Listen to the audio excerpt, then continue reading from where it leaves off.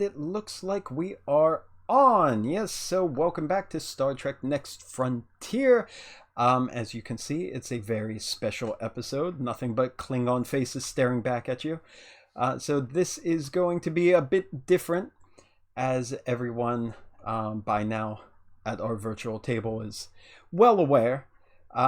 Last week as if we're actually on TV, last episode, when the episode kicked off in the part of the video that no longer exists because of the audio issues, which I hope we are not experiencing again today, Commander Lalk left the USS DeGrasse Tyson as the commander of the Klingon Bird of Prey, qIr'a, came and requested his presence on the ship.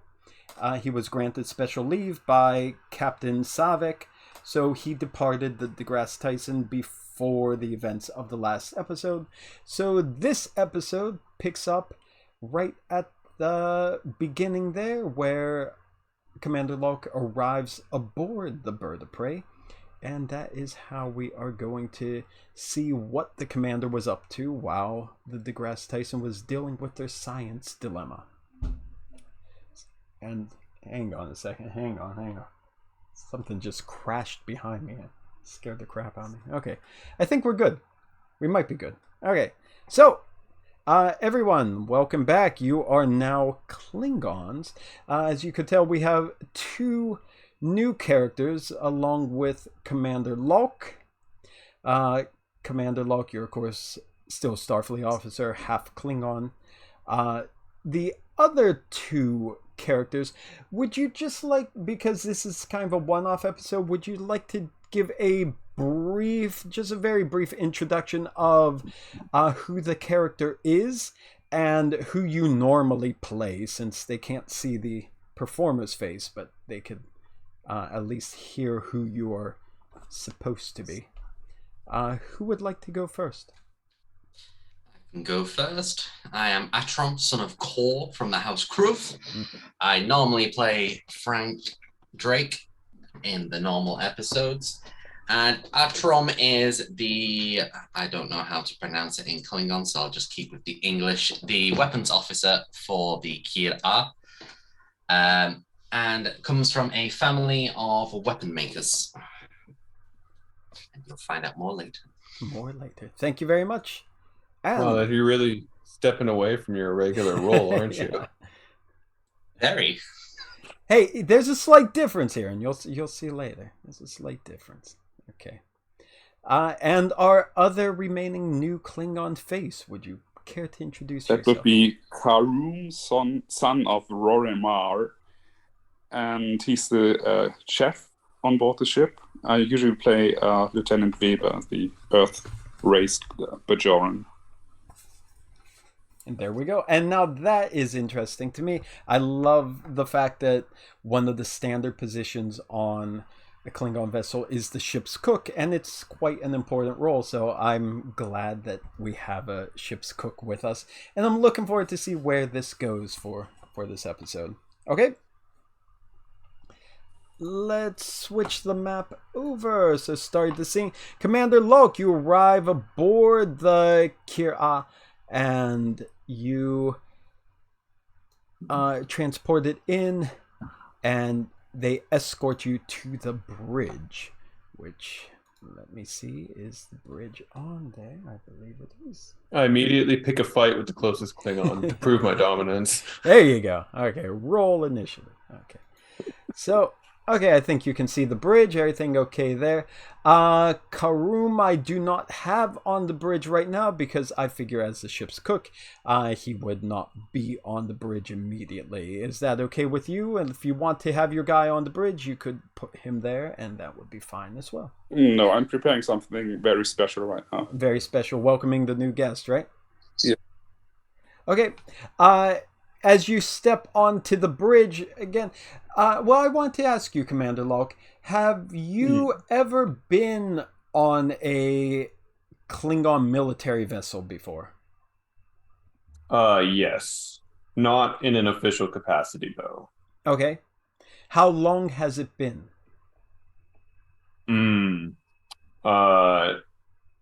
since before I went to Starfleet Academy. Okay, so quite a while then, right? Yes. Well, this is a Burrell class Bird of Prey, so quite an old vessel, a pretty small vessel in the Klingon Defense Force.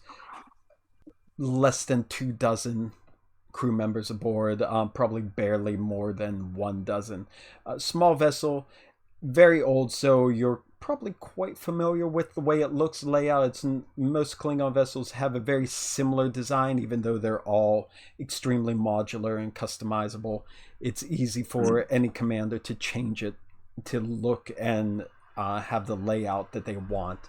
So, but it has the regular aesthetic. So as you step onto the bridge, you see that just about every position is filled up, already manned. You see the commander, who you have spoken to once before, at least directly back before the Menu encounter, way back in episode 3. This is the Klingon vessel that came to alert you about the drifting Menu stasis pod. Okay.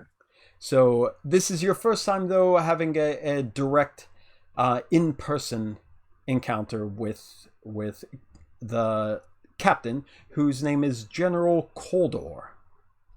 Okay. If you remember or not, but that was his name.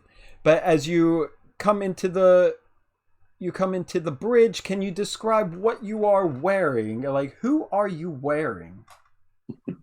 So I am wearing my ceremonial, or not ceremonial, but traditional Klingon armor that was given to me as a gift by my father when I graduated from Starfleet Academy.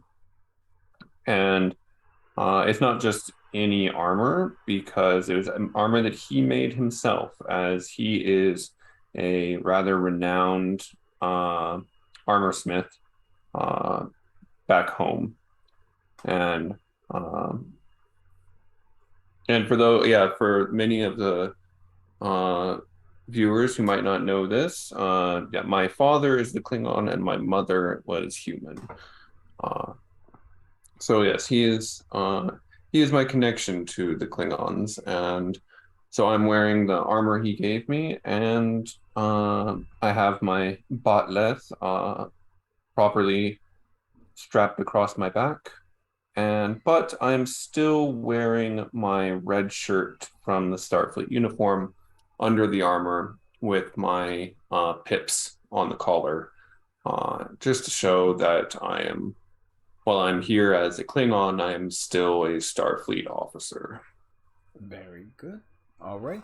I think that goes noticed by the Klingon crew as you step on board. They all clearly are looking at the newcomer, but also you see their eyes drifting not just to the remnants of your Starfleet uniform, including the rank that you're displaying, but also they're taking note of your armor, which is very high quality, pretty exquisite craftsmanship for your armor, as your father's handiwork is well known, or at least is becoming more and more well known. So Commander Koldor stands to regard you, and as you step in, he steps around from his command station, and he comes over to you, and he eyes you up and down before his face twists into a huge grin. "Ah, Commander Lalk, welcome aboard my vessel." Sorry, did you say commander or captain? He is a general. General, okay. Yes. Though usually the ranks, there's Klingon's a little bit weird where they don't really have captain, it's called commander, but also a lot of different ranks are still called commander.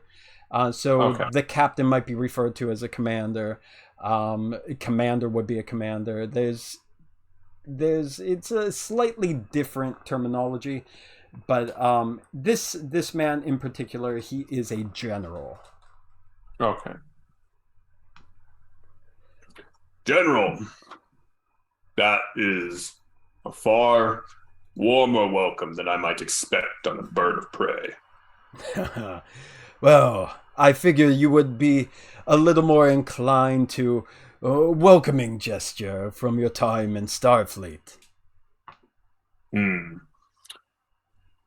hope that you will find that during my time here, my time in Starfleet has made me stronger, not weaker. Oh, I do not doubt your resolve, Commander. Not at all.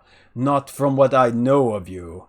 And he reaches out and he grabs your armor and he like tugs at the straps of it, like making sure it's on securely. And he gives it a hard pat on the shoulder. Fine piece of armor, wouldn't you say? I expect no less from my father. Nor do I, he says, as he pats his own shoulder. And as you look, you start seeing the telltale signs that his armor was also designed by your father. I give him an approving nod. Your family does great work, Lalk. Yes. If only I had a sibling to follow in my father's footsteps. But alas, the path of the craftsman was not for one such as I. Oh, perhaps you have more siblings than you imagine. Your father does a lot of training, does he not? That is one way to look at it, yes. Perhaps you may have heard of House Caruhm. The name has passed my ears. And General Koldor looks over to the weapon station and makes eye contact with Lieutenant Atrom. Is that right? Atrom? Atrom, yeah. Atrom. Lieutenant, come here. Yes. Introduce yourself to our commander. And I walk over to Lalk, look him up and down and see his nice pretty armor with no dents on it. And, I am Lieutenant Atrom, son of Kor of the House Caruhm. I was an apprentice under your father. Ah, so you're one of his lackeys. For a time, yes. I see. Then you know all too well the cruelness of his tongue. Help steady the hand. Well, if you are good enough for him, then I suppose you must be good enough for the ship. Of course. I give him a funny look and return to my station. The general goes around and starts introducing just briefly to you the other members on the bridge. You notice the entire time there is the one Klingon who was immediately on your left as you entered the bridge. He's at the station there. He's about the only one that, while everyone has been staring at you, he's been doing it with a little more of a venomous glare rather than curious or judging to see are you truly Klingon or not kind of feeling you get from the others. He is just locked on you and he just doesn't seem to be all that into you, as it were. And General... Okay, I walk up and get in his face. I'm not joking. I walk up and get in his face. When you get to his face, he still doesn't. His glare doesn't waver at all. He looks somewhat familiar to you. You feel that you may have seen him before or encountered him Soldier, before? if you have issue with my being here, say it now. First of all, I am a commander. I am the first officer of this vessel, human. You will learn to show the proper respect, or I'll put you in your place. Should we see who will put who in whose place now or later? Whenever you are ready, human. Is the general in my line of sight? If you're going face to face with this guy, the general would probably be behind you at the command chair. He's standing up. He's not sitting at the chair, but he was taking a central position and pointing out the different crew members. The only one he didn't introduce yet is the one directly confronting you. Yeah, I figured I wouldn't be able to see him to get an idea of his approval on this, but I'm definitely not going to turn around and look at him. Yeah. So,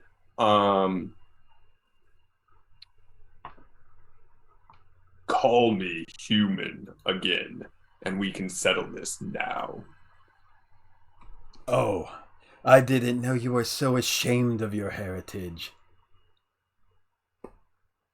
It's not shame. You are the one who tries to sully me by directing or by pointing out my heritage.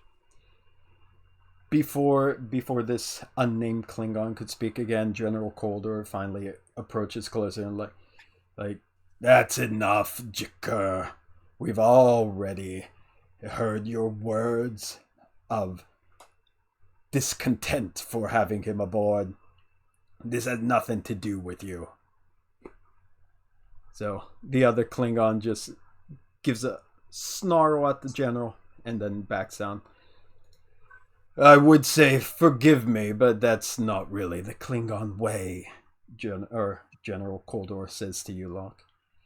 It's not really the way. However, you'll have to excuse my first officer. He doesn't seem to take kindly to Starfleet. Quite all right, General. Well, now that you're here, perhaps we could get down to business. There's a reason why I want you aboard this vessel, Commander Lalk. We're not just here for some sort of merry cruise, and I thought I'd come here on vacation. That is Earth humor, is it not? I'm sorry. Too much time in Starfleet. Yeah, it would seem to be, but my respect for your father and your house's history allows me to overlook it, as well as being part of Narendra Station for so long. I get my fair share of dealing with humans and their humor. If you spend enough time around it, you might come to see the value in it. I know I have, but I will try to hold my tongue aboard an Bird of Prey. Very well. Now it is time for me to share the mission with all of the crew. As you know, we are going on a bit of a unsanctioned journey into some of the less explored regions of the Shackleton Expanse, very near the Klingon Empire. I didn't want to say too much until we had the commander on board and we had our full crew here. As a matter of fact, Caruhm enters the bridge right now. Perfect. So he's... I was just going to have the crew called for, but there we go. Perfect. Good time. So is your icon... I hope he's like pushing a giant birthday cake and they're all like, surprise, Lalk, happy 50th birthday! Surprise, everyone! Cake time! Here we go! Oh, am I interrupting something? Come here. He just kind of just puts napkins down in front of everyone. Don't mind me. Just pretend I'm not here. Go about your Klingon stuff. Oh. Actually, I wanted to inform the general that the meal is prepared, but of course he won't interrupt him now. Okay, steps in and General Koldor sees Caruhm enter the bridge, and he gives a very approving nod as he continues his speech. Ah, perfect. One of our other most valued crew members now here. Wonderful. Our mission that we are going to go on is to find whoever betrayed Chancellor Martok. Because there is a traitor in the Empire who is trying to establish some sort of discontent or upheaval against our new Chancellor's rule. He looks around, crew member to crew member. For something has happened on the Klingon homeworld that, as yet, the news has not gone far and wide, and it is our job to go and handle what has happened and right the wrongs before this goes public and any dishonor can fall upon the Chancellor.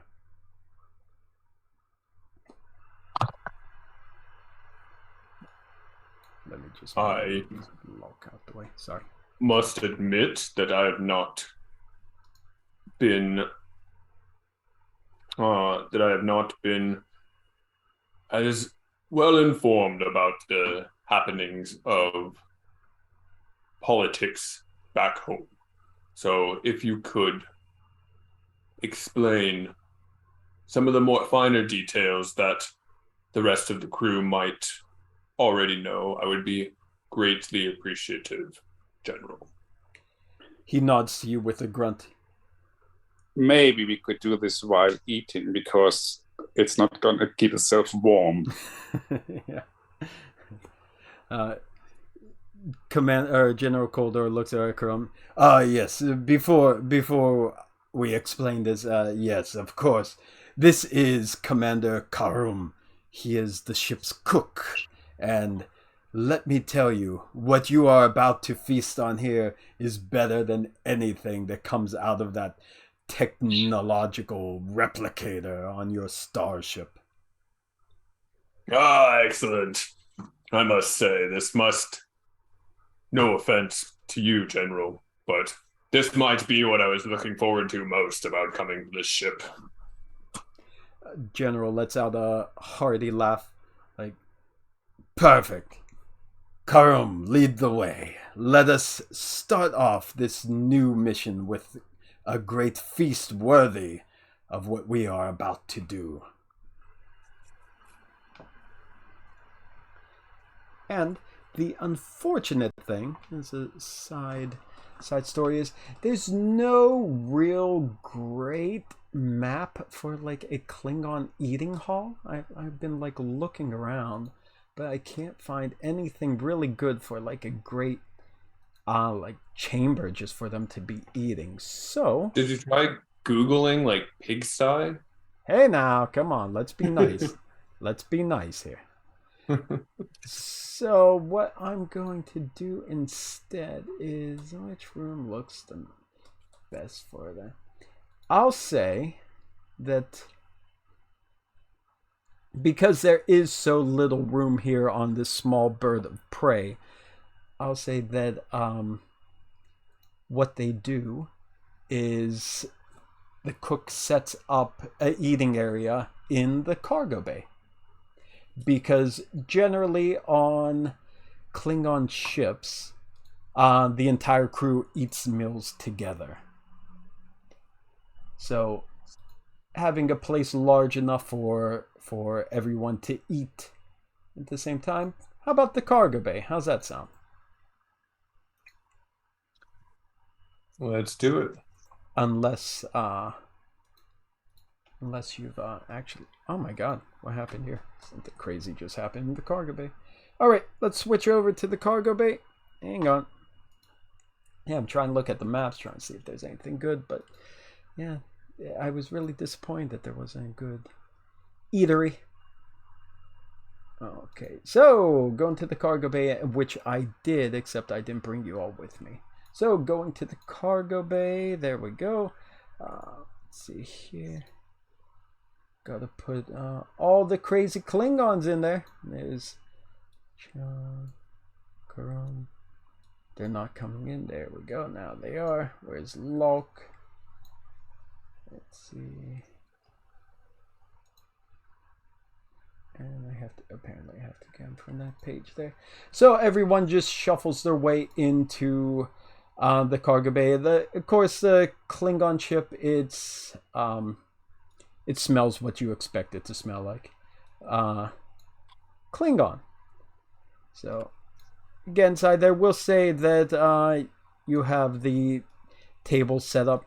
Now, of course, like the crew eats together, but it's not like the ship goes abandoned. There's always like one or two members here or there that will at least be monitoring all the stations while everyone else is eating. But that's too bad. If everyone did eat together, then Starfleet could just be like, okay, it's 5 o'clock, let's attack. Let's kill him. They should be eating now. Kill him at dinner time. So we'll have like different tables set up here inside the thing.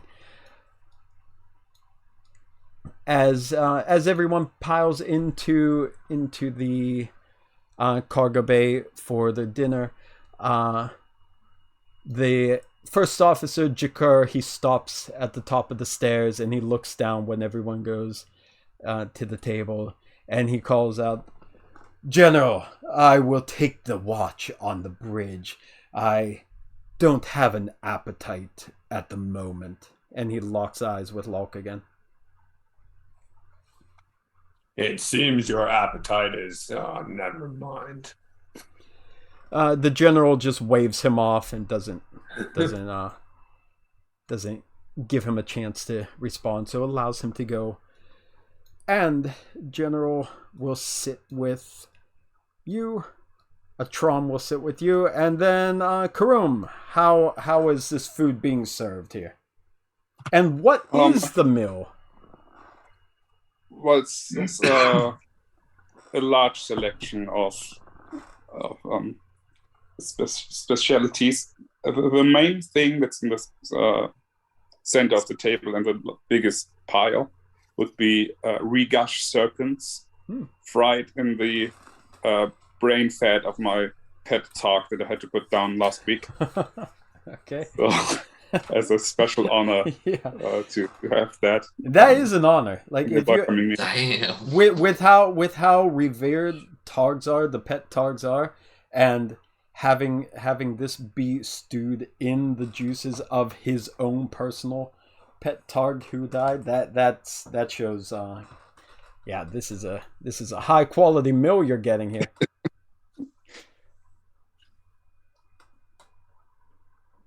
Hang on, I can't make your character any bigger, and for some reason that's bugging me. Okay, I apologize. I don't know if I can.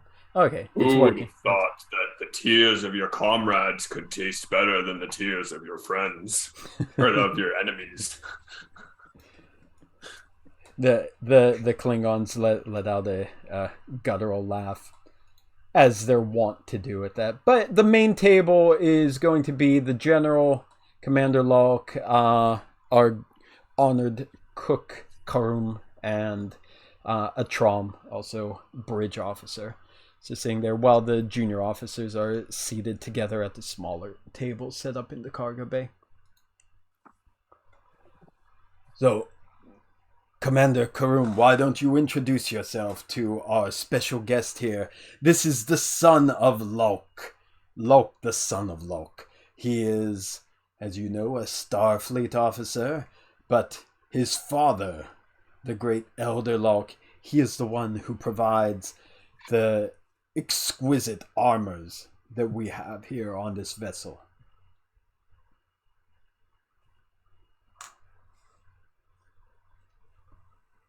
Oh, sorry, was you talking to me? Yeah, you're the cook, man. Oh, okay. That's what Koldor just relaxes every now and then. Welcome on board, Commander Lalk. I'm Caruhm, son of Rorimar, and I'm here to provide you with the finest food. As looking across this table, I can see that is quite an understatement. Thank you very much. I guess none of this. Nothing makes me feel more back at home than these exquisite smells coming from your food. I'm pretty sure you're anxious to get the recipe to put it into your replicators, but you must understand that I will not be giving them away. Yes, this is... I'm sure you understand. This is not the first time that I have tried to wrestle home meal recipes to take with me to Starfleet, but it's amazing the strength a cook can come up with when his recipes are threatened.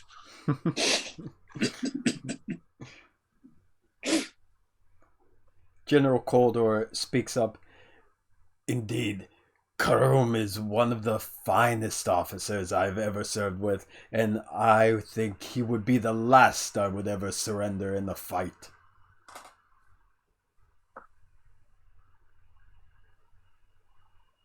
All the Klingons start eating sloppily, as usual, just putting their hands into everything, eating away, munching away, very noisy, very disgusting. General Koldor looks over to Atrom and said, "Perhaps you should tell our guest about the latest business association with House Caruhm and House Lalk." Did you send me this in the chat? We talked briefly about it. We didn't really chat about it. Just their your guy's the more weapon guy. He's the yeah. If you weren't aware, Commander, our families have entered a type of partnership, shall we say. Given that your family's specialties are armor and mine are weapons, it makes a very... Oh crap, what's the word? Not symbiotic. Beneficial? I thought it began with S, but I'll go with beneficial. A very beneficial relationship. And it was my great honor to work under your father to learn the ways of House. What is your house, actually? Lalk. Lalk, of House Lalk. Yeah, usually named after the leader of the house. Ah, right. Typically, not always, but Lalk, son of Lalk of House Lalk. Yeah. Kept it son of Lalk. Yeah. Lalk, son of Lalk of House Lalk. For a guy who forgets names very well, you've thought about this one. Well, yes, I apprenticed in House Lalk for us to join together more and keep the traditions alive. I must admit, it has been some time since I've spoken with my father. And as you might assume, my mother has little to do with the affairs of House Lalk. That would be a sight, a human woman making Klingon armor. Yes, she might not be of the stature to make armor, but you would be surprised at how well she can wear it. Oh, that indeed would be a sight. Well, as you know, my father would not have chosen a woman that could not wear his armor. He is a proud man, I must say, and his armor shows it. There's nothing I'm more proud of than my father. The meal continues on for I would say the better part of an hour, and just banter and talk between the command crew.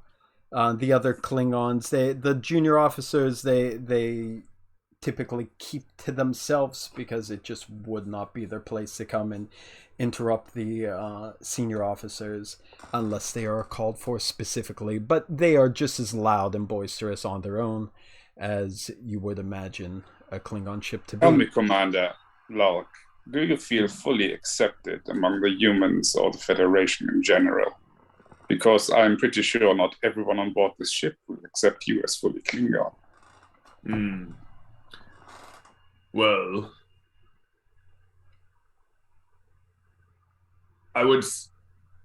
human culture and Starfleet culture is very different than Klingon culture. The majority of people that I meet in Starfleet do not consider me even slightly human. I'm Klingon to them. But many, not all, are far more accepting of that fact. Do not reject me outright for being alien to them. But of course, there are always those who have their prejudice.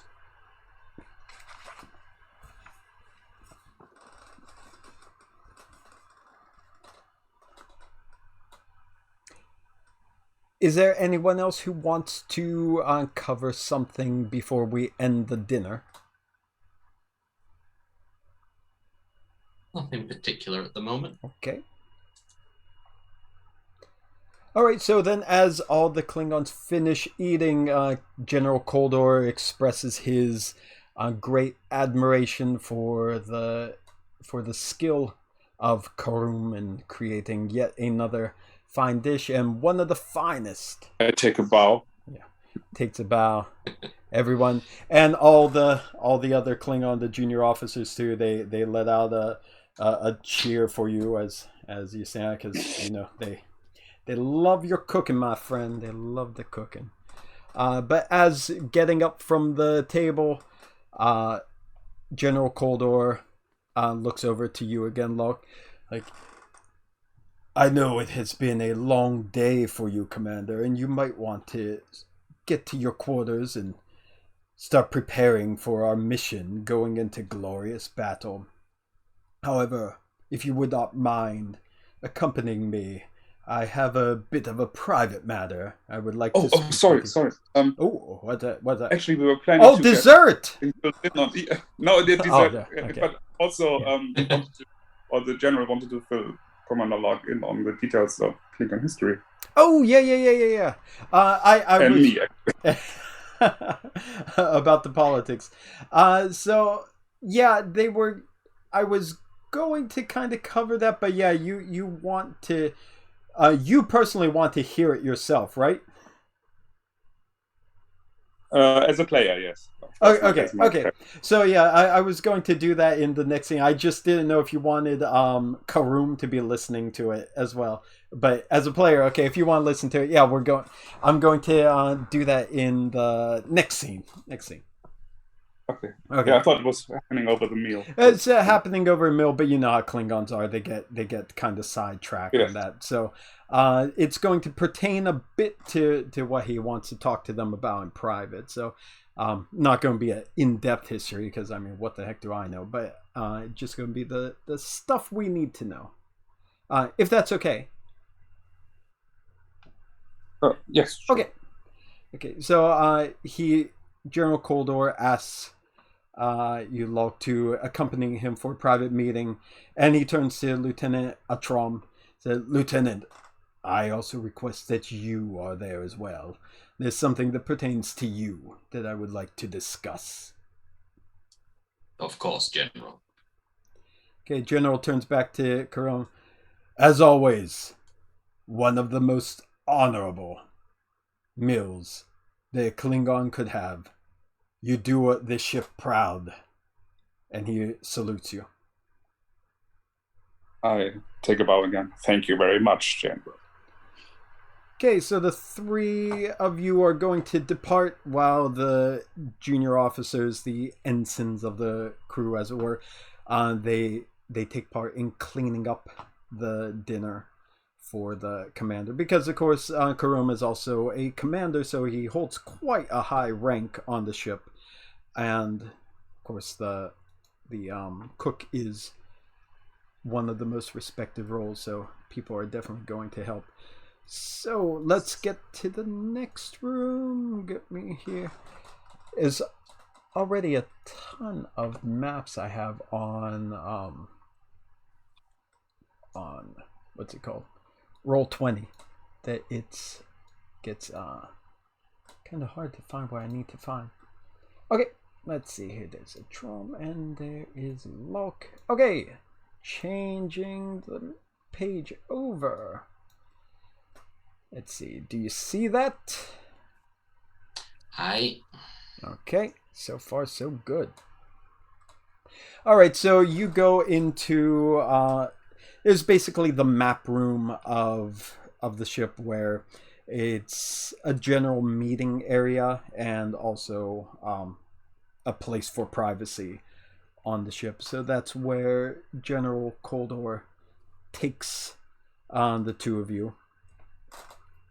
And as you enter inside, let's see, I keep forgetting which one I can actually manipulate here. As you enter inside, okay, the general looks at the two of you, makes sure the door is closed, and then he starts speaking. I hope that you enjoyed the meal that we just had, and I'm afraid that what I must say is going to be a bit bothersome. It's going to disturb you. It's going to trouble you. But it is not something I want to say in front of the other crew. He looks over to you again, Lalk. Commander, are you aware of the current political situation in the Klingon Empire? You said you have not been following it that closely, but you are aware of Chancellor Martok's rise to the throne, correct? Yes, but only vaguely. As you might imagine, my time is taken quite aptly by Starfleet. Yes, I know, and I'm well aware that your vessel has been dispatched into the Shackleton Expanse for quite some time, that you probably were not even aware that Martok became Chancellor, but fortunately you've heard that much from your Federation news. But yes, it is true, upon the slaying of Gowron, Chancellor Martok is our new Chancellor, and if I may be blunt, that pleases me a great deal. He is a warrior's Chancellor, and exactly what we need in the Klingon Empire. However, not all houses agree with this sentiment. There are, as I'm sure you're aware, a number of less honorable houses that feel that they should be the ones in command, that they should be the ones who are the Chancellor, and they do their scheming in the shadows no better than a Romulan. Well, that's politicians for you. Well, fortunately, the victory against the Dominion has really emboldened Chancellor Martok and has greatly increased his support among even some of the more stubborn houses that were holdouts when he first became Chancellor. And the last few months have been quite productive for Martok and his entire house. And in fact, your father, Lalk, has been commissioned directly by the Chancellor to provide the new armor for his honor guard. A great honor. It is indeed. As I said, I respect your father a great deal, and I have worked with him personally when your house's name was known by only a few. And to see your house finally rising to the respect it deserves yet again, I must say, gives me a personal satisfaction.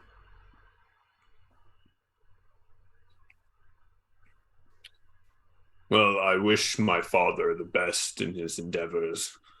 It warms me to hear that so many Klingons might be protected by his armor. He looks over to you, Atrom, and House Caruhm. Your father, Lieutenant Kor. He was also very wise and very skilled, and by partnering your great house and all the fine weapons that your house has been producing for generations with the armor of House Lalk, that might be one of the greatest alliances in recent memory for our empire. Indeed. The great weapons of House Caruhm and the armor of House Lalk were perfectly designed for one another. A fate made for destiny. Indeed, it feels like destiny that your two houses should come together and both be raised in great service to Chancellor Martok. Your house's names will be synonymous with House Martok from now on.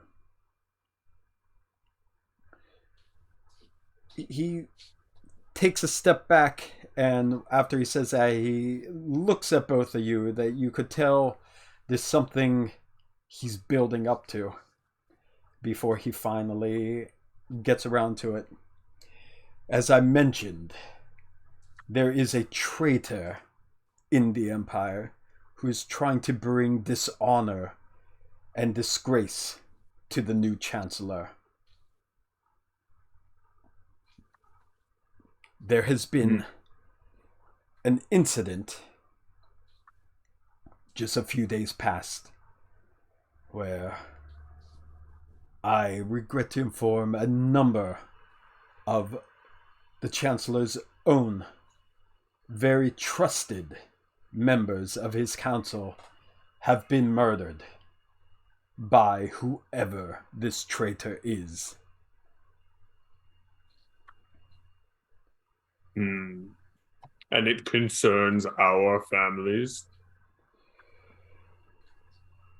The Chancellor has commissioned a new warship, a flagship for him and his new leadership of the Empire.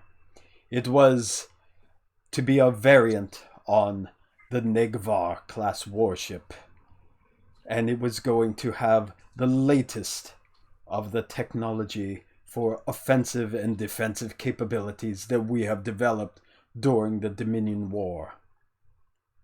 He was also intending to have the entire crew armed with the weaponry of House Caruhm and protected with the armor of House Lalk. Your father, Commander, he looks at you, Lalk, was summoned to the site where they are designing and implementing these plans. Your father was there to bring his own designs to be incorporated into this new Negh'Var warship.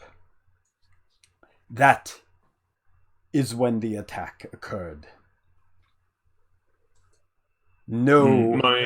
Yes?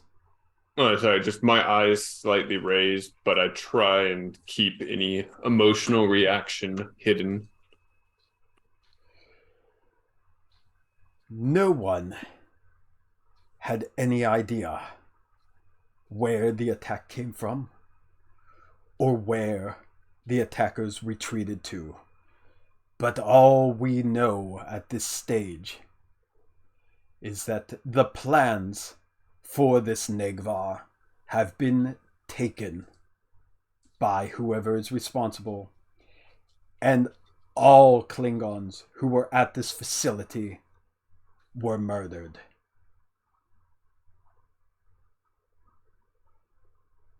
My father included. Save for your father, who is the only personnel unaccounted for. I suppose that's better than dead. It would be better than dead, indeed. But the rumblings currently, by the few of us who know, are suggesting that he may be the traitor. Ah. They know Lalk not if they assume him to be such a traitor. Who are these fools saying such?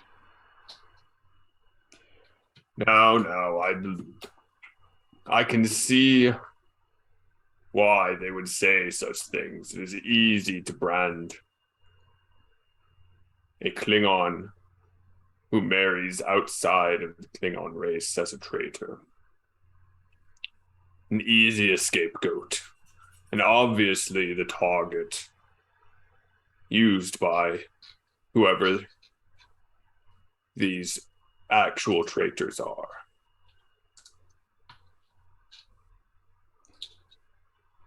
General Koldor nods. That was exactly the idea I had when I heard the news. Your father does indeed make himself as a perfect scapegoat for the enemies of the Chancellor, particularly because he is now risen to an honored place in the Chancellor's own council. The fact that your father was not murdered and may possibly be alive, but I cannot say. The fact that he was not among the dead seems to indicate that someone wants the public at large to believe your father is responsible for this and bring dishonor not only to your own house, Commander, but to the Chancellor through association. For if the Chancellor's own personal armorer that he selected for himself has betrayed the Empire, what does that say for the Chancellor's ability to choose friend from foe? His sense of judgment would be questioned immediately by all of the houses that are against him. And they will use that to try to oust him.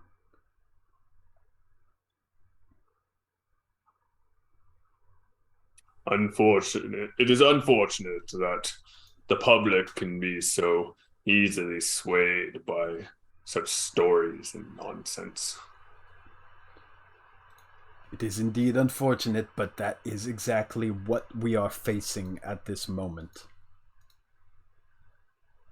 So, I presume then that this mission has a direct relation to these events.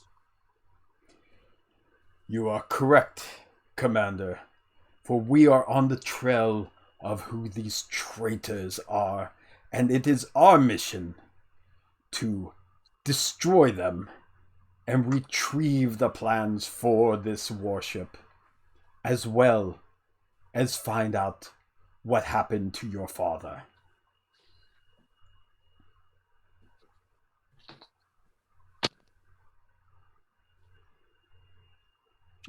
I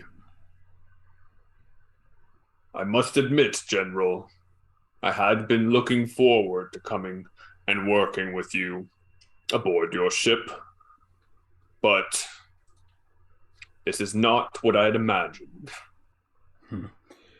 And I, too, wish that this was under better circumstances. But as you know, Lieutenant Atrom, if Commander Lalk and his family face dishonor and discommendation because of these actions, your alliance with his family as well will drag your own name down. Indeed. Let's find these cowards and separate their heads from their shoulders. Indeed. And Commander Lalk, one more thing. If your father is indeed a traitor to the Empire, it will fall on you to slay him and protect your family honor. But of course. He comes close to you. Comes close to you. Stares you in the eye, checking for your resolve, and then gives a strong slap on your shoulder. A true Klingon. I would have it no other way. Okay, anything else you want to add there, Atrom or Lalk, before General Koldor ends this and you retire for the evening? No, you brought up my family's honor as well, which I was about to do. So, yeah, Atrom's pissed. Yep. Atrom's fucking pissed. Okay. All right. So, let's see here. Let's go to. We'll fast forward to the. Well, not fast forward. We'll go to the next scene, which will be. The ship is currently, of course, tracking what little they know. Again, as I mentioned before, this news still hasn't gotten out yet to the Empire at large. There's only probably the members who are closer to Chancellor Martok. They clearly know about this attack. They're investigating it. Somebody, one of these associates, contacted the qIr'a, since they are out in the Shackleton Expanse, and has them on the trail of whatever ship is fleeing into the Expanse outside the Klingon borders. So the mission is time sensitive to try to find out, track down, and hopefully stop whoever is responsible before the news gets out. So the narrative is in complete control by the Chancellor's side. There's no traitors out there that's going to be able to spin it whatever way they want. And any questions about that so far that maybe I forgot to mention that's in my notes and I forgot to say? Anything you want covered that would have been brought up, I'm sure, in the meantime? Everyone's okay with that? I think I'm good. All right. I think so. Okay, well, it's close to 3 o'clock. It's close to 3 o'clock. We've only been playing for an hour, but still, it's close to 3 o'clock. Let's just take our 10-minute break here instead of starting the next scene, which might go a little bit long and had to just stop it midway through. So we'll take the break here, and then we'll jump into the next big scene. Okay? Okay. Bill, I wanted to. Sorry, I didn't mention it at the beginning. I just wanted to let you know that I'm not sure that I'll be able to play all the way until what time is it? Japanese 5? Usually 5. Yeah. What time is good for you? Maybe like 4:30. Okay. Yeah. Then Head off a little early. Yeah. I think that should be fine. Like, I think we could find a good stopping point by 4:30. Okay. At the cool. latest. All right. Sounds good. So 10-minute break, everyone. Get what you need. We'll come back. Okay. I got a couple other things I want to check that I forgot to do also before the game started. So we'll do that, and then we'll resume after this commercial break. So coming back. Okay, so we are back from the commercial break, as we call it that, and it almost was a commercial break, but fortunately I caught that little mistake in the window there. So we are back. You are on the bridge of the qIr'a yet again, and this time you're poring over the data that they have, trying to determine the course that the traitors or whoever they were took. Meanwhile, the first officer, qIr'a, he is the one in command, while Koldor is huddling over at the controls with Commander Lalk and Atrom, trying to go over the data. qIr'a, as usual, is still eyeing you up with a bit of disdain every time you catch his glance. Well, I return the disdain, but not in a I hate you, but in a I'm better than you way. There you go. That's good. We're going to have like a social combat between the two of you eventually. Okay. Oh, I'm planning on it. Well, maybe you're playing on just an actual combat, not social combat. All right. So going over the data, going through that, let's do some analyzing. Koldor says, what little information we have from the attack and what the sensors picked up in long range on the vessel leaving amounts to almost nothing. However, we might be able to extrapolate where in the expanse they fled to help us narrow our search. So we're going to have to start doing some scan on the data. So what that would be is probably be an insight check with the information, just knowing what you know about the expanse and how dangerous it can be in the area, plus where at least the trajectory that ship was heading. So probably insight would be best, but how would you like to find this trajectory? That would determine what other attribute would go with it. If it's a con for a piloting thing, if it's a security thing, if it's an engineering thing, what kind of information are you trying to pull from just very, very basic data and just a rough heading into the Shackleton Expanse? All you basically know is the rough heading and pretty much the time, how much time has passed since then, which has only been a few days.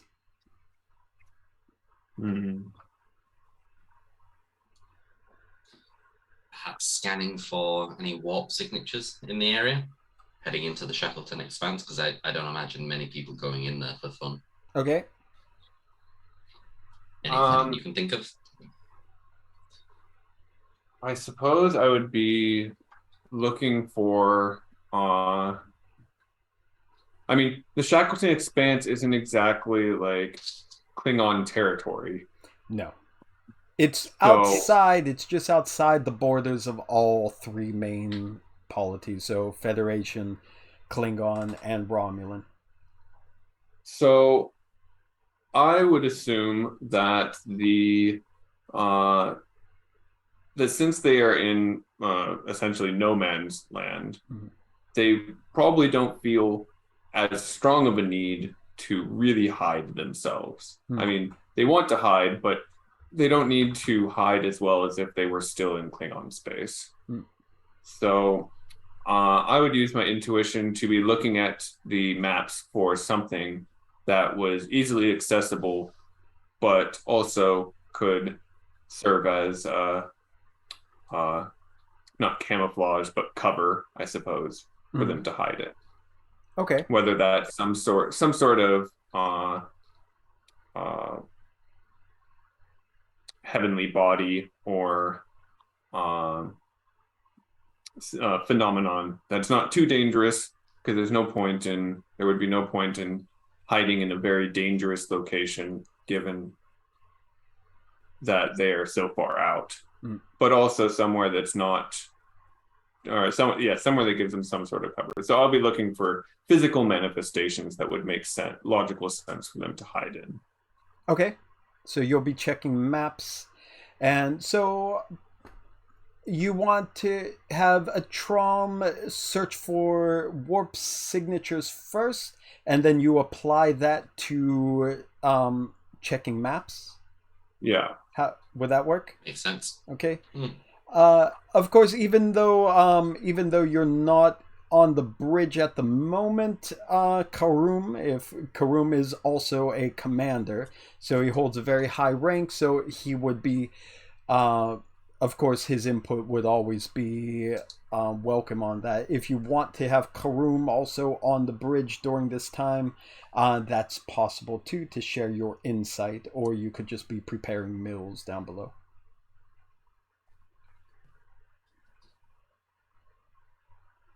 Sorry, I was covering the mic. I think I'm preparing dinner. Okay, so then we'll just let them try their thing first, and then we'll go for that then.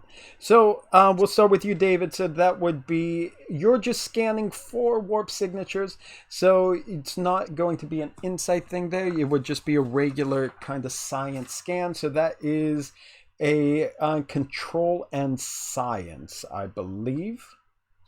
It's fine. It's better than my insight because I'm good with weapons, but I can't think. Yeah, perfect.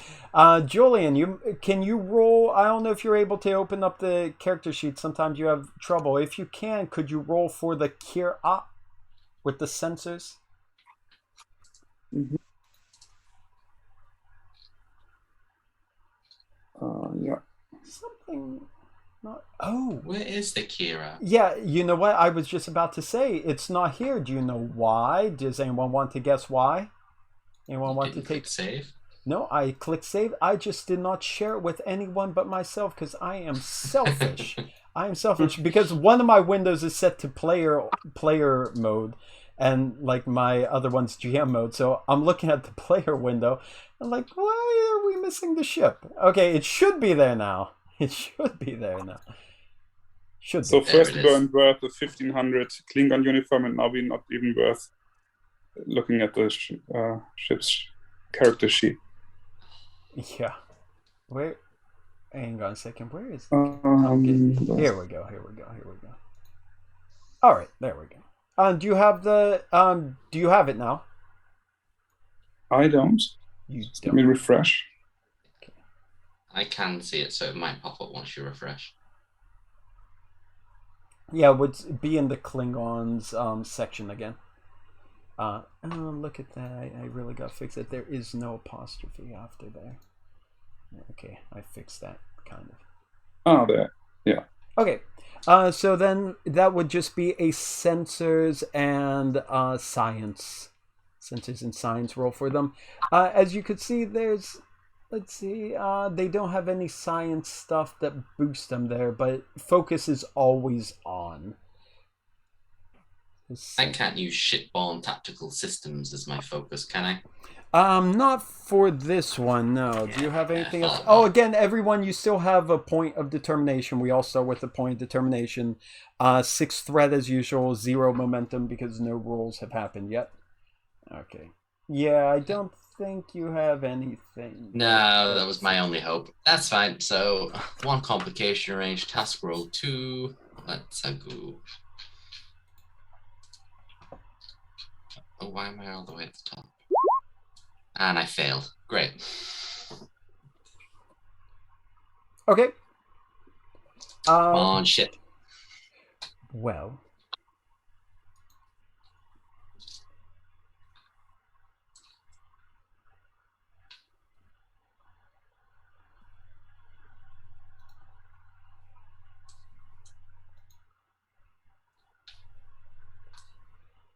Technically, even though the ship hasn't rolled yet, the fact that you failed means that it's going to fail. Aww. Oh, come on! Look at that! Oh, but I think the ship will only be rolling 1 die anyhow. Was that 1 die and that's just 2 successes? Or it would come up as a 2, wouldn't it? It would come up. I think I thought I clicked on the 1. Oh no, sorry. But that's okay. But anyhow, it's working, so at least we know that it's working. So the fact that Atrom didn't succeed. There we go. And look, super successful. The fact that Atrom. It should be. You were doing engines and command on the ship. It should be. But again, you don't have to roll it. You don't have to roll it. It would be sensors and science. But Atrom failed, so the task itself failed, even though the ship is desperately trying to get you to win. So, again, Atrom, the data that's coming in with how, as you know, how difficult it is getting clear readings in the Shackleton Expanse with all the different disturbances. It's no surprise that you're not able to pick up a warp trail or a warp signature now that especially like a few days after the fact, probably any kind of signal there has already been dissipated. So aside from just knowing like the general trajectory the vessel fled to, you're not able to find anything to help narrow it down. So, because of that, Commander Lalk, you're stuck there looking at the charts of what's known in the region, the Shackleton Expanse, which, of course, not everything is known. So there might be planets that they don't know about. So you could start looking in that region, going with your idea that possibly they didn't go too far. So using that as your idea, this is going to be difficulty 4 because you don't have anything extra to go on. I do have something extra to go on. Oh. That I would like to check. Okay. As I'm looking at the maps, do I see anything that I remember seeing on our Starfleet maps that is not on the Klingon maps? There you go. Let's do that. Now let's see, how can we do that? Because you could establish a advantage by spending 2 momentum, which you do not have at the moment. You have no momentum at the moment. But I want to see, I know you could use determination for that. I just don't know if you want to use your determination right now. Even let's see. What is create advantage? No, it's not an immediate thing, so you can't do it with threat either. So that is a really good point. So what you could do is, since you don't have the momentum to do it, you could do a separate task of maybe contacting Starfleet and getting like additional map of that region, like contacting like a remote database, like maybe Narendra Station or wherever, and trying to get that. So doing that would create the advantage to make it easier for you if that succeeds. Let's try that then. So again, from the distance and what you are doing, I'm going to say that, again, with how bad the Shackleton Expanse is, the difficulty on that is also going to increase. That's going to make it 3. It's going to be difficulty 3 to do this. It's typically 2, but it's going to be 3. But you can actually roll extra dice by adding threat. Okay. Or so I left your character sheet back there, and I'm wired. My head is wired to the desk, so I can't reach it. Okay. I really don't know what attribute this would be. For that, it would be, well, I'll just look at regular sheet. This is just going to be a typical, maybe control and, I would say here, because you're basically just communicating with Starfleet. So I would say this would be presence and command. Ordering that combined with the ship supporting, with communications and And what would go with that? Oh, probably contacting Starfleet, I would say, would be security. Okay, and so complication range 3, task roll. Complication range should be 1. Oh, 1, okay. Task roll would be 2 standard. Who's Okay. going to roll for the ship? Julian, you want to do that again?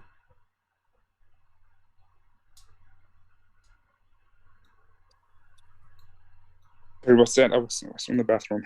Sorry. Can you roll communications and security for the ship? Yeah, sure.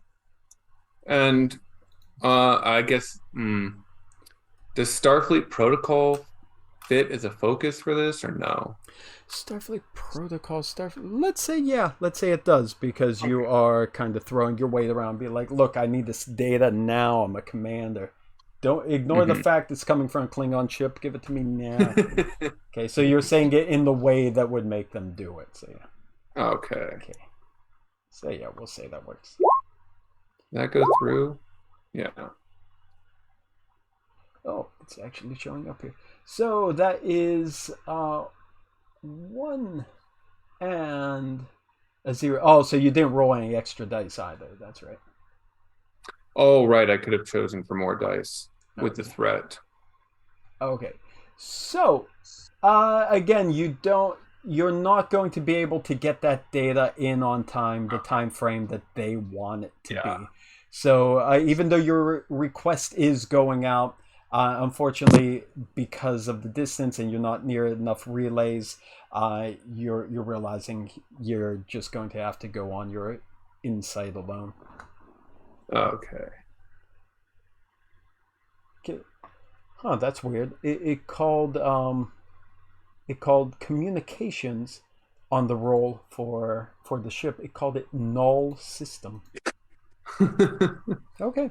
I don't know why. Maybe because the sheet doesn't show the number on my pad because it's too small. Huh. Okay. That's weird. So that's cut off on the sheet I see here. Oh well, there's enough glitches in this thing, so oh well.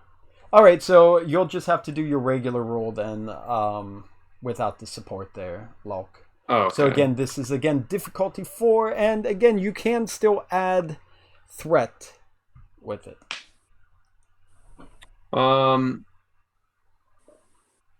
So this time it'll be on. So what attribute this time? Is it reason this time? No, it's going to be insight. Insight, okay. Because like you don't really have anything. Well, you're using like your instincts basically more than you're using data. So insight and what did we say? Insight and security could possibly work. Con can possibly work. Engineering could possibly work. All those things, like security, like if you're thinking from the sense of where would be a safe place to go. Engineering, whereas like where would be a logical place to go in a ship, like where could a ship get you in this amount of time if you're not going to go too far. So things like that. So which one do you want to go for? I'll go with security. Okay. And any extra dice roll? Again, you need 4 successes. Yeah, we'll go with an extra 1. So that bumps me up to task 3. Yeah. And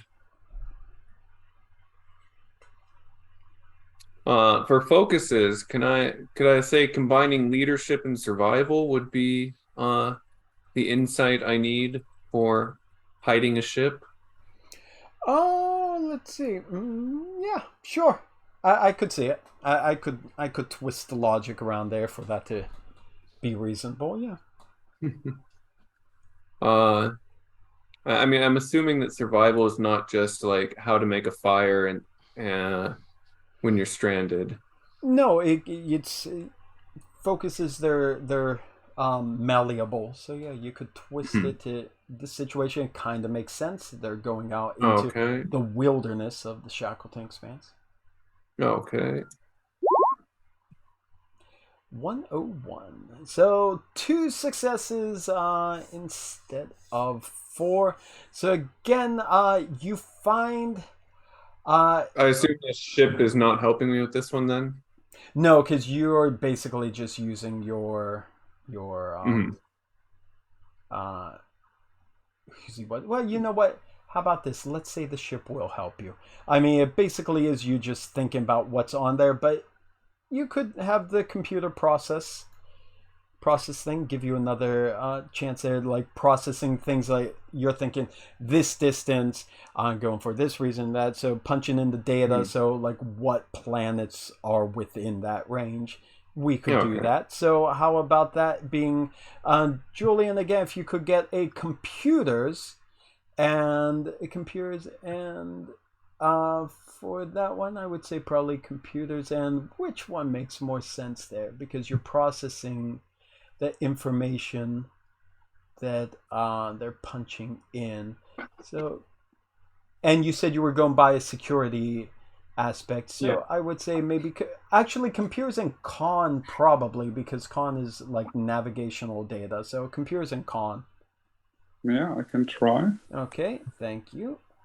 Okay. Should have worked. It did work. 3 successes, but still 1 shy, unfortunately. So, but you came close.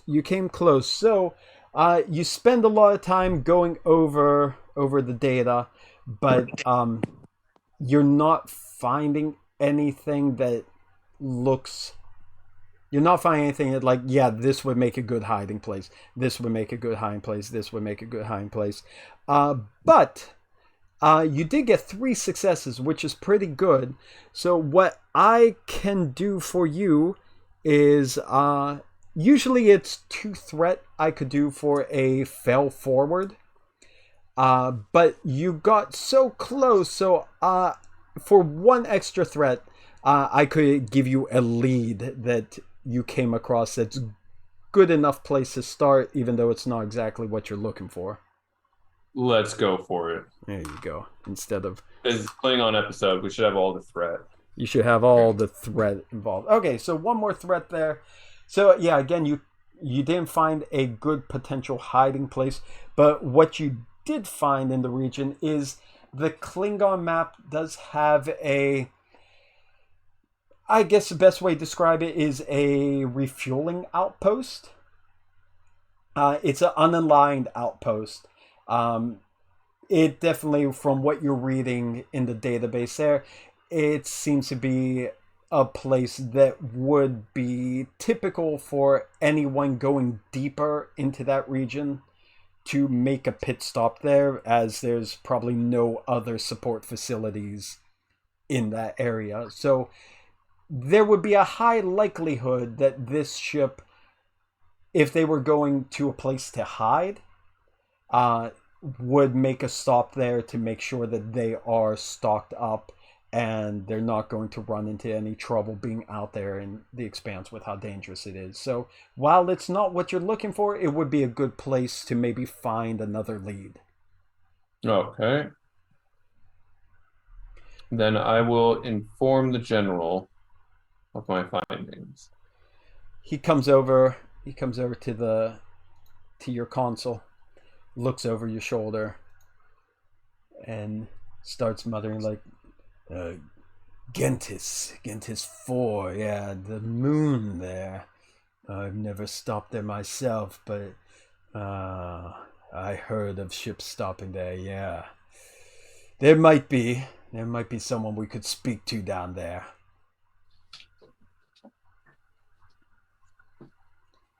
All right. Is this a Klingon moon then, I assume? No, it's in the Shackleton Not Klingon moon, but... Yeah. Huh? It's in the Shackleton expanse, completely unaligned with anything. Okay, but it's not run by Klingons. No. Okay. Yeah. Has the DeGrasse Tyson stopped there before? No, the DeGrasse Tyson is exploring a different area away from Shackleton. Like, they're basically going there. The qIr'a is basically in this area, typically.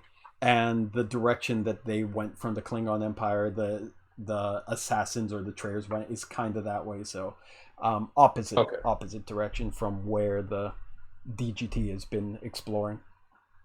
Okay. General, yes.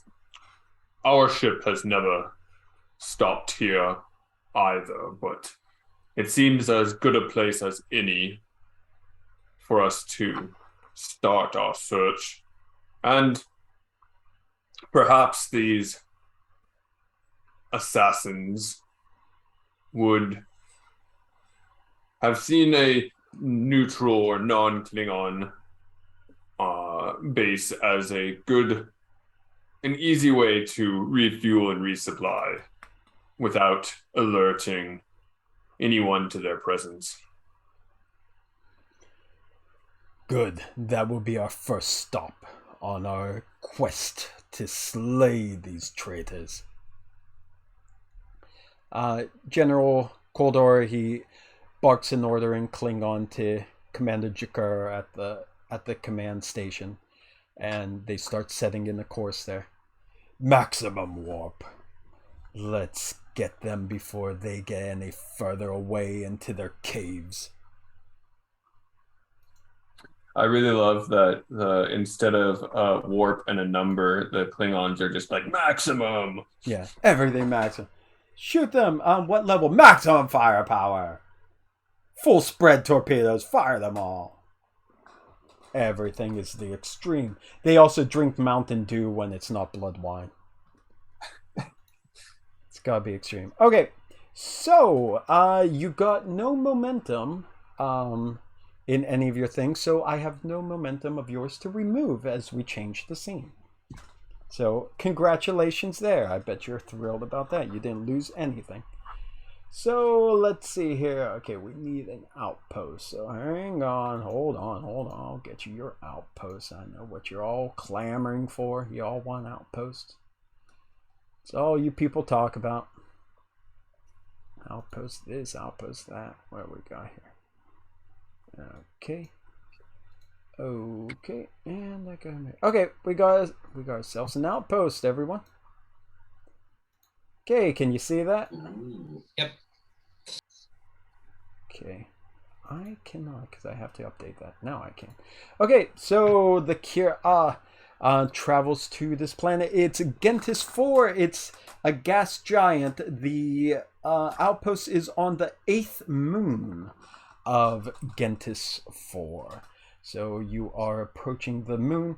There's a fair amount of traffic coming in, coming out of just a bunch of different freighter ships. There's nothing military that you see, but a quick scan as you come in to the Systematron, you can see that a lot of the ships are armed still, which makes sense for a lot of people dealing business in the Shackleton Expanse. There's not too many just casual travelers out at this point. The ship is on screen. Commander Koldor, not Commander, General Koldor starts announcing a landing party. This moon, this 8th moon, is used by a lot of dishonorable types for conducting business, refueling, and just as a general layover before they carry on with whatever they're doing in the Shackleton Expanse. I say we use that as an opportunity to get down into the outpost and find some information from whoever may have encountered the traitors responsible.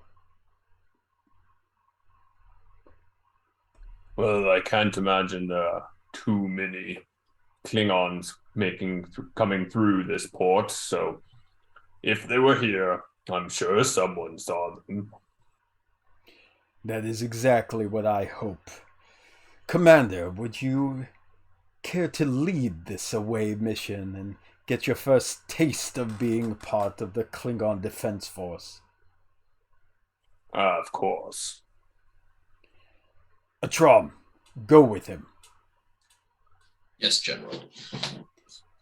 And I want... Might I suggest... Oh, go on. What's that? I was going to suggest Caruhm may wish to join us to gather more supplies for his cooking. Ah, yes, indeed. He might be able to find us something that he doesn't have in his stores at the moment. And that might be another way we could get in on the good side, whatever they are down there. Will you be taking any of the security crew with you? Shall take 3 warriors with me for security, just in case. We don't know what we might find. Good. The sight of 6 Klingons approaching should get answers quickly. And Caruhm, bring any leftovers from the earlier meal. He has a bunch of Tupperware strapped to his belt. Actually, Caruhm isn't answering to any of the calls, so you might have to go down and get him. Yeah. Okay. Yeah, you might want to head on down to the kitchen. So that'll be your job, Atrom. While Commander Lalk gets ready. Yeah, Atrom will go tell his guys to get ready and then go inform Caruhm the good news we're going grocery shopping. So I'll head down to the kitchens. Yeah, where you see him very, very busy, and in the corner of the room you see the Tark that was mentioned earlier still dangling from the ceiling. There's still stuff oozing out of it and dripping into a bronze bowl on the ground, which is held by a cowering statue of this what's his name, this Klingon devil figure. So he's sick here. Yeah, he's scared of the stuff dripping in the bowl he's holding. I love that. Looks like dinner will be delicious, Caruhm. Well, I think I thought about just doing a stew of the leftovers from our earlier meal for tonight, but since some of the components turn very toxic when boiled, I have to cut out certain things here. Klingon stomach usually can manage most. Speaking of dinner, I thought perhaps you would wish to join us on this moon to gather some more supplies and groceries for the coming meals. Oh, that sounds very intriguing, yes. Who knows what we might find. Might go well with the talk. Are you leaving right now? I'm sure you have some time to prepare. I must go sharpen my mek'leth before we begin, but we will be leaving shortly. Because I have exactly 1 minute left to work on this, so it will not be edible anymore. Then please take your time. Dinner comes first. All right, and after 1 minute. Exactly 1 minute. Yeah. I'll go join the others. He's a very precise chef. That's what makes it good. Okay, everyone will take the time to get what they need to bring down with them. What are you all bringing, just so we know? I should bring... Oh, yeah. Yeah, no, go ahead. My mek'leth, my Janus, and my disruptor pistol. Oh. Just the 3. And my fists. How many fists? Of course, continue wearing my armor and have my bat'leth on my back. Okay. And I guess I still have my Starfleet issue phaser. Not obvious, hidden away in my armor. Oh. Yeah. Yeah, that's good. That's good. Okay, I'm glad you mentioned I mean, I am still Starfleet. I need a way to, like, stun people. Yeah. Okay. So, let's see. All right. Caruhm, what is Caruhm taking down with him? He's taking the disruptor pistol and the dagger. Okay. And the tricorder, of course, with whatever info he has on stuff that can be bought here. Okay. Or could be bought here. Okay. Do Klingon weapons even have a stun setting? I don't believe so. I don't believe so. That's what Well, if you need to extract information later, What's you might that? want to start. if you need to extract information later, you might want to stun someone. Yeah, or just shoot them in a less vital area. Yeah, probably. Yeah. Okay. All right. Well, Commander Lalk, I'm very pleased to see that your human side and your time at the Federation doesn't seem to soften you up.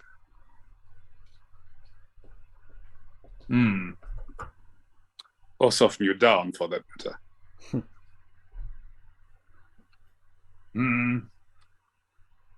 I think if you were to give them a chance, you would find that many of Starfleet are made of much tougher things than you give them credit for. Now, I really need an example. Well, would you like to admit that the Klingon Empire had such difficulty in a war against such a weak opponent? They did have difficulties, though. I mean, they didn't flat out win. Didn't flat out lose either, thank you very much. I hope Trum is actually said that with the thank you very much. I honestly I honestly hope that was part of this conversation. Yeah. Yeah, why not? He's a little sassy. Yeah.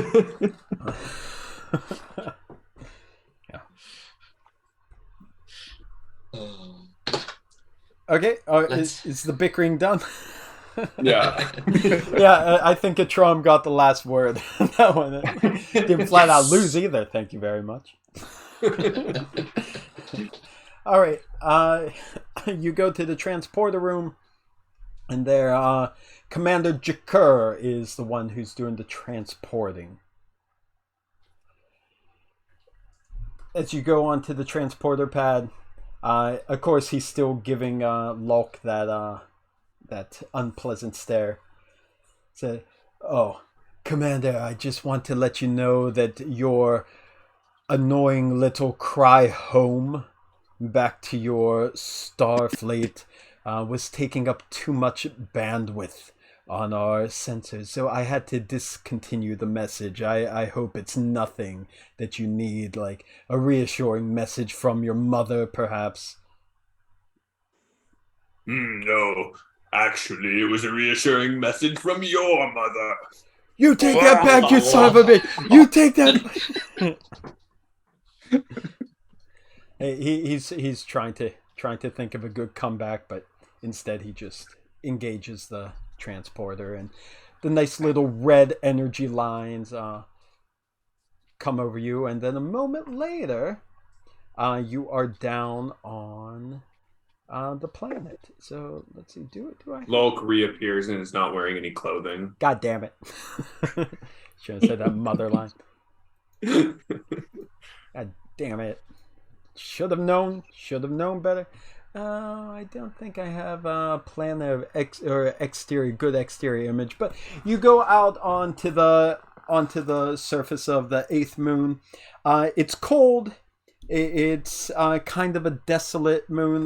Very, very dim light you get from the sun, or more of the light is coming reflected off the jaundiced yellow gas giant that is the parent to this moon. So everything has a sick yellowish hue to it. But air is thin but breathable. It doesn't feel too good to be out there exposed too much because just the difference in the atmosphere. But you're very close to what looks like the main hustle and bustle. As usual, just like on any outpost, there is a bar, like a cantina type place for most of the pilots and most of the crew to relax, get a meal, get a drink, and conduct whatever business they have, as well as there being some storage facilities, fueling depots on the outskirts of the outposts, and some areas for smaller vessels to land. So probably your first good bet is just to go into the actual cantina that's close by, as that would be the one place that's open and welcoming to everyone. And you said this is neutral territory. It's not Starfleet aligned. Completely neutral. Yeah, not even sure who is responsible for running this place, but it is not listed as being part of any government. Oh, okay. It's just known as a place to go and refuel. So apparently somebody's stalking them with deuterium to refuel things. There's somebody in control of the money that's coming in and out of here, but it's definitely not Klingons and it's definitely not Starfleet. And it has no like symbols saying that it's part of anyone else that you could see. Okay. Okay, so let me get you all inside the cantina thingy. Okay. So you step inside. I just have a few people populating it, but you can imagine there's more than what you see in there. There's it's a much larger place. Again, just take these images as kind of a rough guide of what you're seeing and not an exact. Oh, I love the burger neon light in the background. Yeah, I like that too. I thought, like, before I thought like it's just a place to drink, and then when I saw this image, like, oh, they have food there too. So yeah, so I thought it makes sense. We'll have a neon burger. All right, so the six of you step inside, and unsurprisingly, it draws the attention of everyone that's inside there. A number of them looking very uncomfortable with the increased number of Klingons. It went from the preferred number of Klingons to now 6 over. So people are a little antsy, especially because you're all in your full warrior garb with your weapons strapped to you, batleths and all. So yeah, you're drawing attention, but nobody stares for long. I'll say that. Well, I assume that this is a normal reaction for most of us. Yeah, Klingons. When in non-Klingon space. Definitely, yeah. I guess we'll go up to the barkeep and immediately I mean, I assume that as I walk up, he doesn't ignore us. No, definitely not. Definitely not. Yeah, he is fixed on you, and he is putting on as neutral a smile as he can. Barkeep, His eyes. Do you have something that might be of strong enough might to satisfy the thirst of me and my companions?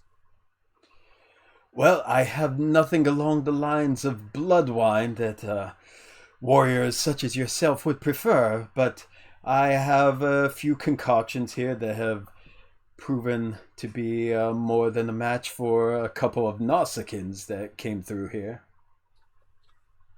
Well, then let us put it to the test. A true test. A Klingon test. One for me and my men, each. He pulls 6 glasses onto the counter and pulls out this strange marble swirled bluish liquid, and he pours it into each of the glasses. Give it a try. So you say that you've never served a Klingon before? No, we've served Klingons here before. Yeah, just I have to admit I'm not used to serving Klingon warriors such as yourselves here, as you are all clearly soldiers of your great empire. And he's nodding at each of you in turn. I'll take the drink from him and let the other Klingons take theirs before turning back to him. Do you get Klingons in here often? Not too often, no, I have to admit. It's, even though we are not too far from Klingon space, it's a bit of a rarity. I think most of your people get your material from official sources. Not really seeing too many Klingon Defense Force officers coming around here. Which would make it all the more interesting had you seen one recently. Indeed. Indeed it would. I take it you're looking for somebody. That would be one way of describing our situation. And who exactly might you be looking for, if I may ask?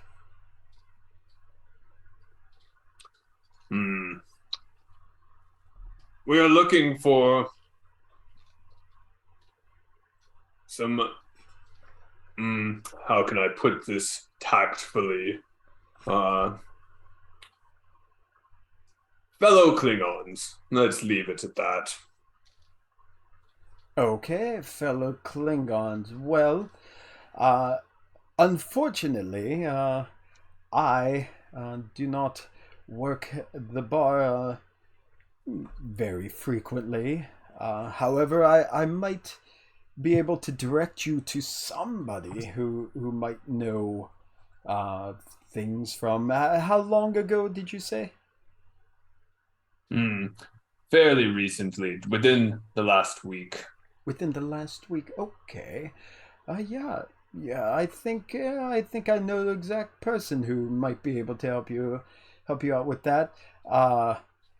Perhaps a token of generosity would be in line for information of the sort.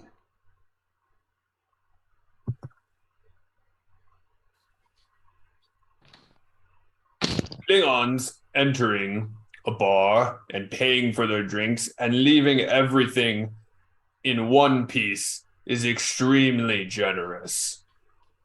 It is indeed extremely generous. Also, I want to mention you have not paid for the drinks yet, but there is also a matter of decorum when you are a guest, and as I mentioned, you are guests here because I do not know you. I put the money for the drinks down on the table with a little bit extra and don't say anything directly about it. Okay, he looks down at it and just starts like poking at it with his fingers. It's like, how much extra did you put down? Oh gosh, let's say like 20% extra. Okay. A tip. Yeah. He pokes around at it and like, this is definitely standard generosity for a Klingon. What? I couldn't quite hear you under the muttering. Oh, no, I was just talking to myself. Sometimes when I'm very disappointed, I just say things aloud. So will that be all for you today then, honorable warriors? Well, had we not information to fill our heads, we might need to fill it with the rage of a fight. A good bar fight is always a good way to finish a drink. Okay, let's do a that would be a intimidation roll. I'm imagining. Oh yeah, let's go for it. So yeah, you would, well, you're trying to intimidate. So your roll would be that would be a presence and security. Presence and security.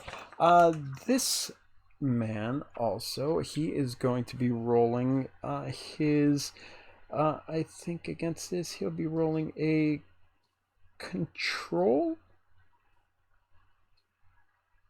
command. Oh, what's the good one for intimidate? I think that works. let me just check what the recommended one is. It's right here. So let's see here. Let's see. Make control and command. Let's see. So yeah, you're stressing. So it's your choice, actually, Chris. What you want to do? Like presence and security is pretty good. You could also do like daring and even command, because you're kind of well, you're not really barking an order at him, so it's more of a presence thing. So I would say probably daring or presence and security. Okay. So which would you like? And I think he is going to do a control and command, which for him is... Oh, I'm rolling my Klingon dice. Now... okay, complication. Hang on a second. Let's see. Yeah, complication range of 1 right now, but I do have a lot of threat. So I might make that a complication range of 2. So I'm spending a threat, make a complication range of 2, and hang on a second. I just want to see one thing. Yeah. Yeah. I think that's what I'll do. And 2 more threat on top of that to make your roll a little more difficult, because I'm giving him the advantage of what was it? Home field advantage. How's that? Okay. So my task roll is 2. Your task roll would be oh yeah, your task roll. Yeah, your task roll is 2 unless you buy more dice. Your difficulty is 3. And he is also difficulty 3, so I will use 1 more threat to roll a 3rd die. Haha! Okay. Because I got a lot of threat. Haha! That's all I'm going to roll, so I'm stopping there. So okay. Are you rolling more or no? For... Oh, this is security, not command, so I can't use bold command. Yeah, this one with the threat you did, it feels more like a security thing. Yeah, that's fine. Thing, yeah. That's fine. Also, is there any way, or yeah, I was gonna ask, can a Trom like step up behind me and help like back me up on the threat? Oh yeah, definitely. Well, a Trom starts unsheathing the double-headed battle axe. Okay.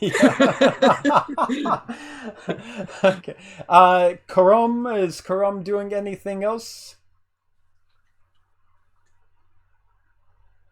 I think I had to look over the other shoulder, so we're both behind him. And okay, both step up. Okay, so both of you will do a task roll of 1, just rolling 1 extra die. Again, it would be presence and security, I would imagine, for both of you, because it's about the same kind of thing. Oh, right, it's presence for me too, not daring. Oh, daring is also okay for you too. For you, daring or that, because you're basically doing a risky move here. So it's either like just the fact that you're going a little bit off script here, or the fact that you just kind of want to puff yourself up as a threat. So it's your choice how you want to do it. Okay, so everyone's rolling now. I hear whoop whoops going on, so let me roll mine and see what the hell's going on there. Okay. Oh man, We're all just slipping on the floor or something. Oh yeah, I gotta see what it is, because I can't see on the screen. Okay, so I don't know what's wrong here. My roll. Okay, did you roll? Yeah. I don't see your roll. You roll the challenge dice, not a task roll. Oh yeah, again, yeah. Maybe this will re-roll will save us. Oh man, okay, I see what's happening. It happens every time because the sheet is messed up on my pad. It's Yeah, you said about the iPad displays it really well. Hey, Okay, got one. okay. Well, again, hang on a second. Now, Commander Lalk, you could use your determination to re-roll your 2, both of those, because again, if you don't get a success, then no other successes count. Right now, you only have Caruhm's. Yeah, I'll re-roll. Yeah. So okay, you're using your determination. So yeah, there we Hey. go. Instead of the bumbling comedic Klingon display we were about to get, yeah, that's with the fact that was a complication too. That would okay. Well, yeah, So Lalk takes his glass and attempts to just down it all in one gulp, and it starts to spill on his face, so he just rolls with it and throws it across his face and does a nice loud Klingon roar. Okay. He's like, oh shit. Yeah. As he's also choking a little because it goes down wrong way, like yeah, tears coming out of his eyes. Yeah. Okay, but yeah, he recovers. He recovers fully, and that is a total of 3. Oddly enough, a Trom with the double blade axe. Apparently, the fact that Lalk was roaring and choking and spitting out a drink distracted everyone that they didn't even notice your axe there because A Trom sat in the corner holding his axe going, I'm scary. Like, why won't anyone fear me? Like, okay. I just see a Trom like trying really hard not to start laughing at Lalk. That probably does it.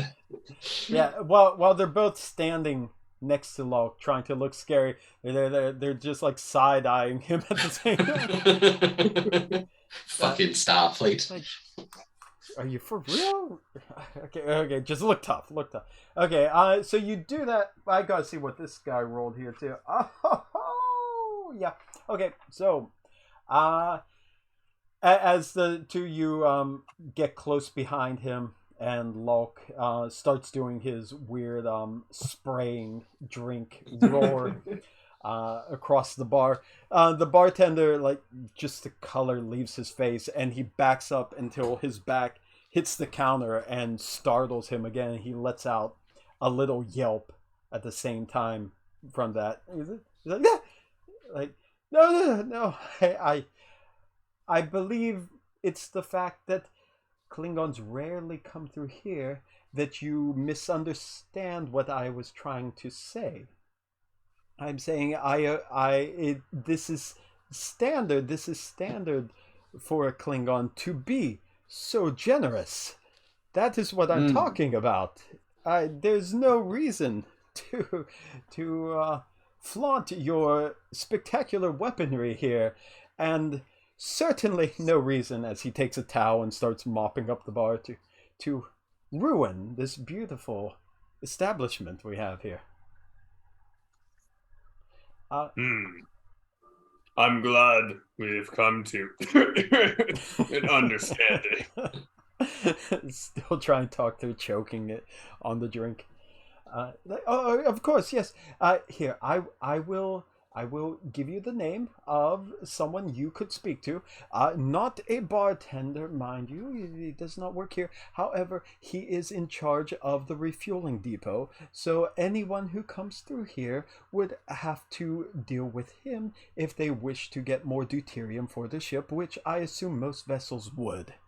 Would that be fine for you, honorable warriors? Excellent. Very good.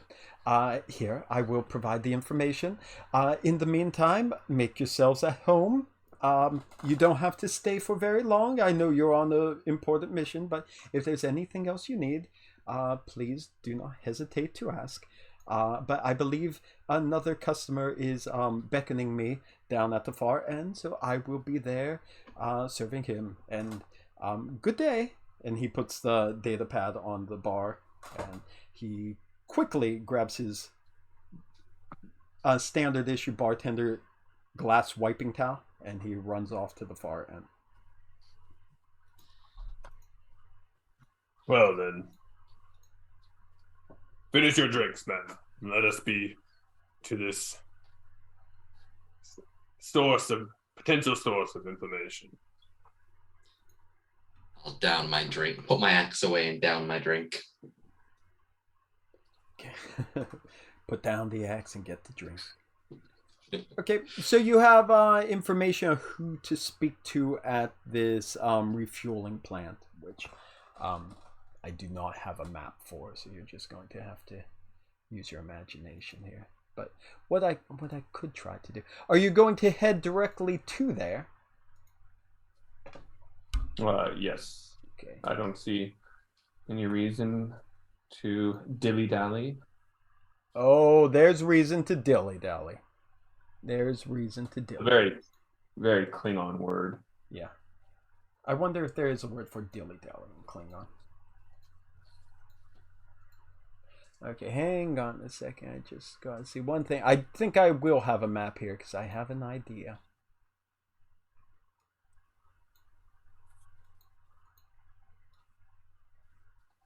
Okay.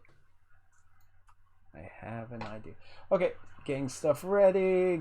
Give me 1 second here. 1 second. Gotta open this up. Okay. Yeah, why not? This seems good enough. Okay. Oh, crap. Okay, getting it ready. Almost done. Everyone's going? Is that correct? Mm-hmm. Okay, just making sure. Alright, that's Lalk. Right now, what I am doing, and you will see in one moment as soon as I get this ready, I am doing the tried and true thing of Star Trek TV series. And I think you might be able to figure out exactly what that is.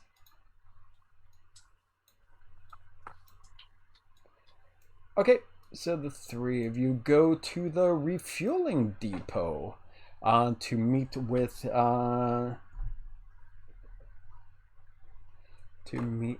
the contact that he's telling you where I gotta find. Again, I have way too many maps now. I have way too many maps. It's hard for me to find one looking at. There we go. There you go. You're at the refueling depot. This looks awfully familiar. Just like I'm having flashbacks. Just like regular Star Trek, I am reusing the sets. It's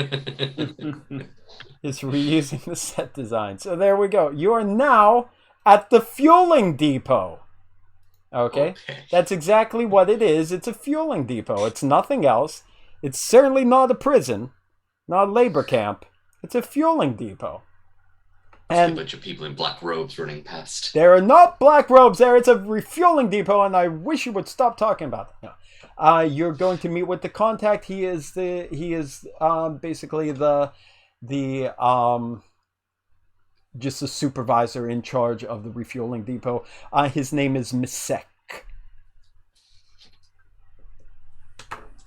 Does he have like a name badge on so I can just walk up and be like, Nisek? No name badge on, but it's easy to tell who's in charge as everyone's kind of slaving away at the connecting tubes to the deuterium tanks, like processing things. And there's one man with a pad walking around barking orders to people as they're going about. And like, we still need a refuel on the transport on pad 7. So get a refuel on transport on pad 7. You! I told you, clean that! Just keeps going around. So likely going to be him. Mm-hmm. I guess I'll walk straight up to him and do exactly as I said. I take it you, your slight commanding presence here means you're Nisek. He does a double take at all the Klingons coming in, looking at each one of you with a slight surprise, but he still has this somewhat bored look on his face. He opens his mouth to speak to you. Then he turns back again. No, I said landing pad 8 over there. Why are you taking that over to 9? There's nothing parked on 9. Take it to 8. Yes, I'm commanding whatever here that you said. If you need fuel, you need to submit an official requisition form. So if you don't mind, I am very busy here. Had I only a need for fuel, I would not have brought myself all the way to this. He's looking around, like, increasingly more bored. Yes, all of you, what do you want? What do you want? Do you come looking for jobs because you're dressed like KDF officers and I don't think you want to work here? What am I looking at here? The more important question is, what were you looking at a few days ago? We have come in search for some of our comrades who might have come through here. Have you seen any Klingons within the past week refueling or causing any other kind of trouble upon this station? Similar to what you're doing right now with my job. Precisely.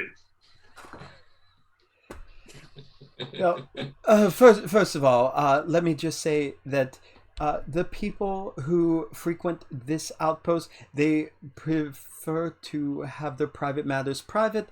I don't see any reason to talk to you about anything. So again, official requisition form, or I can do nothing for you.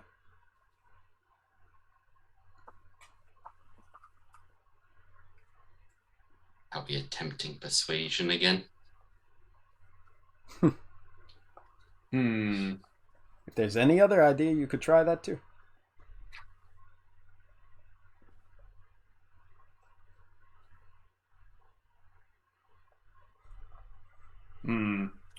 Any ideas, David? I think, again, we're at persuasion again, or bribing at this point, but being Klingon, I think persuasion/scary would go first before the money. Caruhm is also a commander too, so he might have some input. Like a real commander, not this fake crap like David over here. Oh. Well, intimidation worked well last time. It did.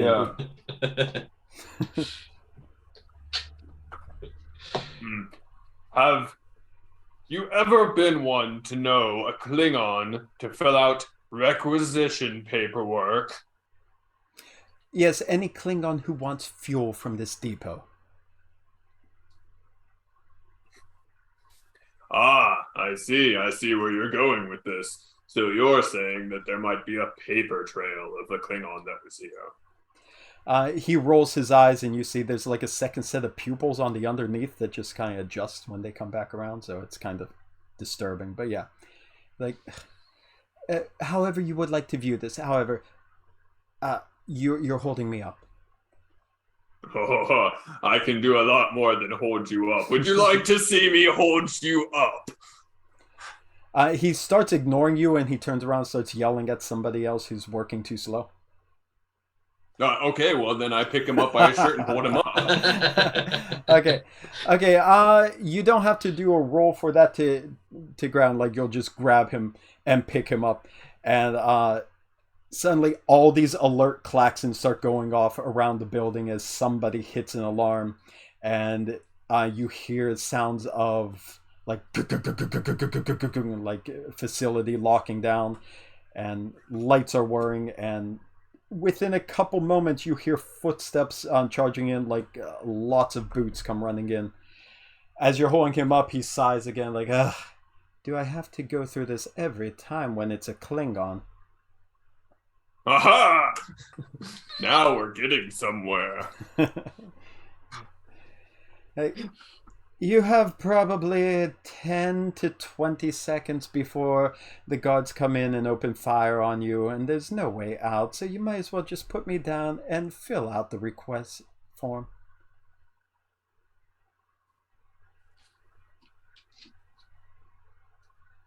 I So, transport. is he saying that the request form is for the information or for fuel still? Is he still He's thinking not that? really being specific. He wants Okay. a damn request form.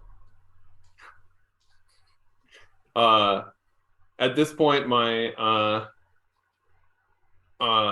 Lalk is starting to think that maybe he should approach this with more of a Starfleet approach and less trying to look like a big scary Klingon, I like which that. he's really Like, just doing more like, I'm so sorry. Anyhow, which he's really doing more so for the other Klingon's sake. Because the other Klingons are now pulling out pistols ready for a fight. Yeah. He's trying to show off in front of all the Klingons. He's like, I'm Klingon too. I'm Klingon. Look at me. Okay, so Lalk sets him down and says, if this form that you require will get me the information that I need, I suppose that would be easier than killing all of your security guards first. Yeah, I suppose that would be easier. So, are you going to fill out the form or no?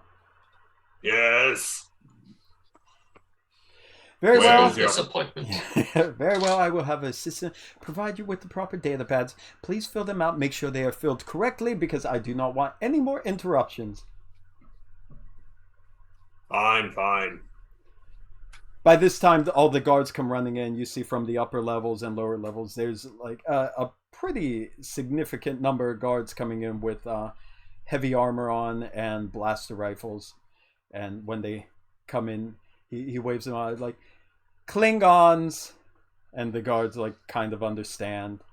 And they stop. They look a little disappointed too. They turn around. They start going back from where they came from. The klaxon stops. The lights stop whirring, and you hear doom, doom, doom, doom, doom, doom, doom as the doors start reopening. Back to work, everyone! I assume that the security were all just like sitting there ready to go ever since the Bird of Prey docked. They probably get a little more heightened when an actual Klingon ship arrives in orbit. Not like a non-aligned transport of that, but you have like an honest-to-God like Bird of Prey show up. And then at the bar, you get like 6 well-armed warriors with their batlets and disruptor pistols. Like, shit might be going down here. You might want to be ready for something. Yeah, you're people take note when Klingons come around, and they're like, oh god. Especially, this is kind of an underground facility, so if Klingons send people to break up their operation, they might not be going without a fight. Okay. So yeah, I will fill out the necessary paperwork. It's very much like filling out forms at a Japanese city hall, just to be sure. I purposely use my worst handwriting. Yeah. Oh wait, I mean, I guess it's data pads. So yeah. You said like Japanese, so I just figured. Oh no, it is in paper, and then they take a picture of it, the document, to use on the data pad. So it is 100% like Japanese bureaucracy. Okay. And then they scan the screen of the data pad on their fax machine, and then they fax that document over to someone else. Okay, so you're deciding to actually fill out the paperwork. The paperwork is a request form for deuterium, as you imagine how much fuel that you want. But you do notice that there are extra lines for different fees that could be added on to how much you're paying for deuterium. It doesn't say how much the fees cost, but it seems to be a suggestion that you write in exactly what how much you believe the fee is supposed to be. I see. I guess I have 2 questions then. Mm-hmm. One, what kind of access to money do I have, given that I'm Starfleet but on the Klingon vessel doing Klingon work? That's number 1. Number 2? Number two is, I guess, I have no idea how much bribes we were. As for how much, yeah, you don't have to worry about that. You would just make up what sounds good. Of course, and we just roll with that like we do for technical stuff. As far as money, most ships, especially like Klingons, they still deal a lot with outside the Starfleet and that where people actually do accept money. And Starfleet people have access to it too, but you wouldn't have brought yours along. But the Klingons, of course, would be fronting everything. But it would just be the stores of Latinum and the strips of Latinum that you would need for conducting business outside there. So you would have the ship itself would at least have the stores, and the fact that it's a KDF ship, so by the government, you'll have like a certain allotment on each ship for situations like this. Okay. Whereas if you were on the line, it would have to be whatever you're earning on your own. Mm-hmm. So yeah, you don't have to worry too much about that. Okay. Well, then can I say that I put down the appropriate amount, but not generous? Okay. What were you saying, Trom? I was going to say, while Lalk is doing this very non-Klingon paperwork, I was going to suggest that maybe me and Commander Caruhm go shopping. Oh, very Klingon. There you go. That sounds like a very good idea. Okay. But I'm not sure if you'd be interested in seeing me buy groceries. Well, as security, I'll come with you, and you never know, I might get to help choose something for dinner. Very honorable. Yes, well, I'm not too sure you're an expert on ingredients for meals, but yes, why don't you come with me? I think by the time we get back after Lalk's finished all the paperwork, Caruh's just very annoyed at me going, but it looked delicious! It was dung, but it looked delicious! Yeah, you two go off and do that, and I think that sounds like a good way for the two of you to return at the end of the scene too.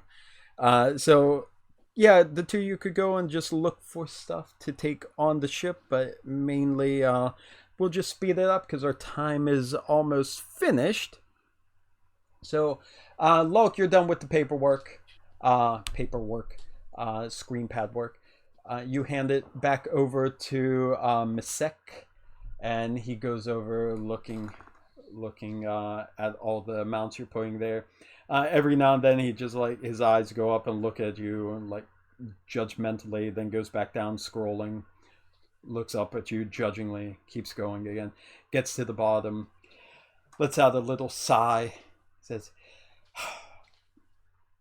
okay, yes, very good. I have your paperwork. I will put the order in. You had a question about Klingon. What did you want to know? We are looking for friends of ours that might have come through this way. And we're wondering if you might have paperwork that they might have refueled here. Friends of yours, yes. Friends of yours that are part of the KDF, yet you do not know where they are, and you're looking for paperwork. Yeah, a lot of people look for friends like that. I believe I have an idea of who your friends are. Allow me to retrieve it from my files, but you will have to wait a moment. Let me go get them. You're certainly causing enough delays as it is. So he runs off into his office. I gave him a look that says, be happy we're not causing more delays. And I think he is. He comes back out and he gives you a data pad, and it basically is just a receipt from the transaction. It's just, again, very lengthy paperwork, sort of like what you filled out, but the receipt version of that. Said, your friends, I will say, if they are your friends, they really didn't look like Klingons, even though they wore full concealing masks and helmets, which I can understand. Some people do not breathe very well on this world. However, they were indeed speaking your language, and it's the first time I've heard it in a number of cycles, so I'm assuming that's who you're looking for. Very likely.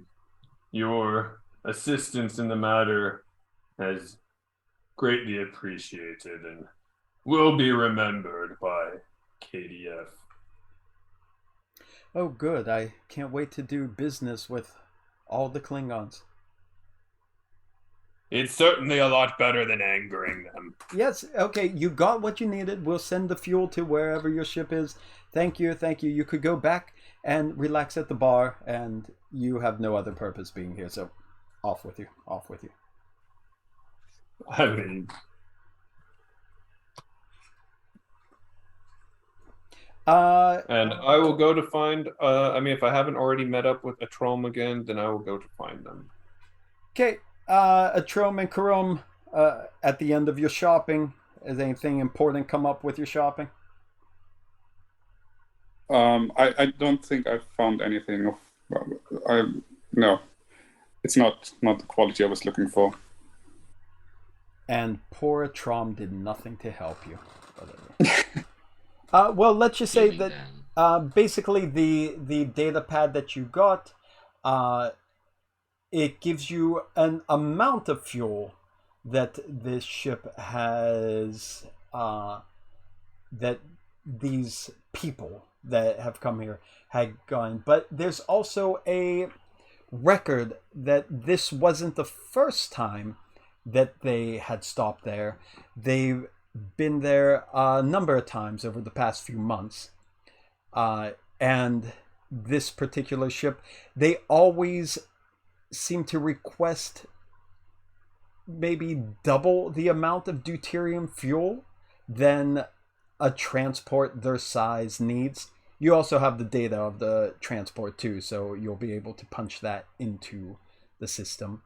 But they get a similar amount of fuel when they seem to be coming in, and a similar amount of fuel that when they're going out as well, which could suggest that wherever they're going to is within the range of using that much fuel. All right. So I suppose we probably will not get much more information here. Probably not. So we can head back to the ship and report to the general. Okay. All right. And that's as you take your information and you realize you're not getting any more food, you're not getting any more information, you'll beam up to use what you did find to lead you, hopefully, to the people you are looking for next week. So we should stop there. That's a good enough place to stop. And then next week will just be the whole conclusion of finding out where you have to go next. Okay, I think my notes are ready. Yeah, it's almost 4:30. I know you have to go, so we'll stop there. So next week, we'll wrap up this little Klingon side adventure and see where that takes us. How's that sound? Sounds good. Very good. All right, I'm going... What's that? Oh, I was just say, I hope we get to actually punch some stuff and not just lift people up by their collars. Hey, well, you're getting close. I thought you were actually going to start a bar brawl in this one. So that was a possible choice here. I said, like, or they could probably attack people for the information. So was just trying to think of all the Klingon possible ways. But hey, Lalk, your Starfleet side won out in the end, right? Yeah. And, just my general role-playing style. Even as a Klingon, it's hard for me to bring myself to just use brute force. Well, don't worry. Maybe Atrom will make up for that in the next session. He was hoping to. Like he was about to ram his axe into the bar counter to try and help, but it worked anyway. He was like, oh. He's like, oh, but I got my axe already. All right, we'll stop now. I better turn this off. But thank you for joining us. And then 1 week from now, let's finish up the Klingon stuff. Okay. Cool. Everyone's Sounds good. All right, stopping recording, and then, yeah, I'll be seeing you in the future.